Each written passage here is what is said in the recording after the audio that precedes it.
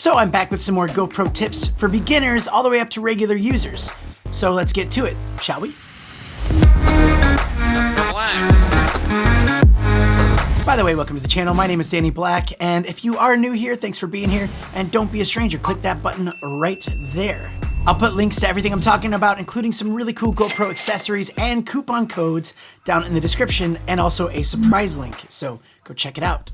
So tip number one, Protune is back on the app. A little while back, I made a video using the media mod and HDMI out as a webcam, and I showed how you can adjust the settings a lot easier through the app. And shortly after I made that video, they removed that feature, but they brought it back. And what that means is you can easily adjust the settings for your GoPro through the Quick app. Just go into the app, connect to your GoPro, control your GoPro, and if you click down here at the settings, you can actually click the little pencil button, and then through that, Protune is back on there. And this will help a lot if you have a GoPro that's mounted somewhere a little out of reach, and maybe you just need to adjust the shutter, or the ISO, or the white balance, or really any of these things. So that's really cool, and I'm glad that they brought it back.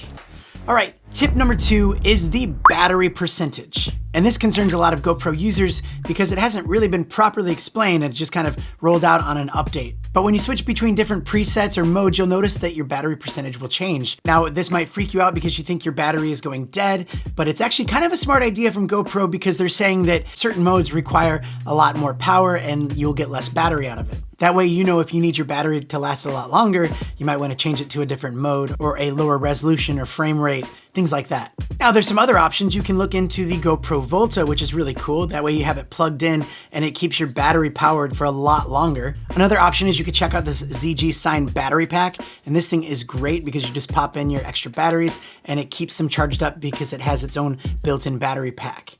So I love this. This thing's really great. So tip number three, the hard reset. So let's say you're using your GoPro and for some reason it freezes up on you. Normally you could just take the battery out and put it back in and that would fix the problem. But what if you're shooting with the media mod and the battery is just a little bit harder to get to? Well, you just hold the record button down and the power button down for about 10 seconds or whenever it powers off. And then you just press the power button back on to restart it and that will work.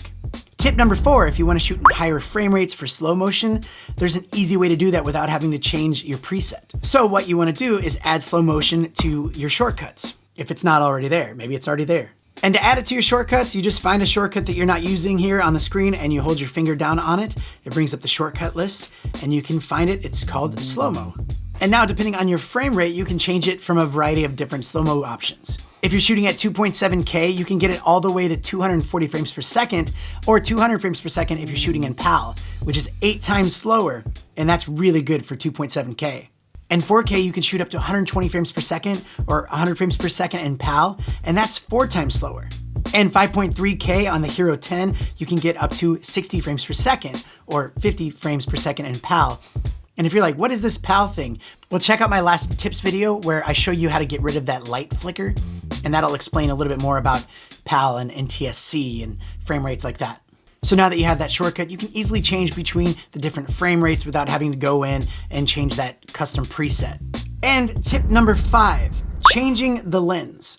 Now this might be just for beginners because some new GoPro users get a bit freaked out changing the lens because it feels like you're gonna break it. But what you wanna do is just pull it out a little bit and you twist, just like that. That way you can put on your max lens mod. And this is where people get a little bit confused too, because you feel like you're doing your max lens mod wrong or it's upside down. There's no real wrong way to do it, but you just wanna make sure that it's even all the way around. And that's how you'll wanna put on your filters as well. And even the anamorphic lens, which is a very highly underrated lens. And to put the normal lens on, you just put it on and you give it a little bit of a force in towards the GoPro and you twist. If it's not on there right, you'll notice why, and you just gotta make sure it's popped on there. And just an extra tip for today's video, if you're interested in editing your GoPro footage on your computer and you're looking for some software to do that, stay tuned to this channel, maybe ding the bell to get notified because I have a video coming out sharing some really cool free software that you can use to edit your GoPro footage. And it's really, really cool, awesome effects and all of that good stuff. And if you're watching this after a week later, I'll put the link in the pinned comment down in the comments so you can check it out down there. But that's it for today's video. Let me know in the comments which one you liked the best. And also if you have tips of your own, feel free to leave them down there because it'll help out me and it'll help out other GoPro users that are down there. All right, well, more videos to get to, so stay tuned and I will see you next time. That's our plan.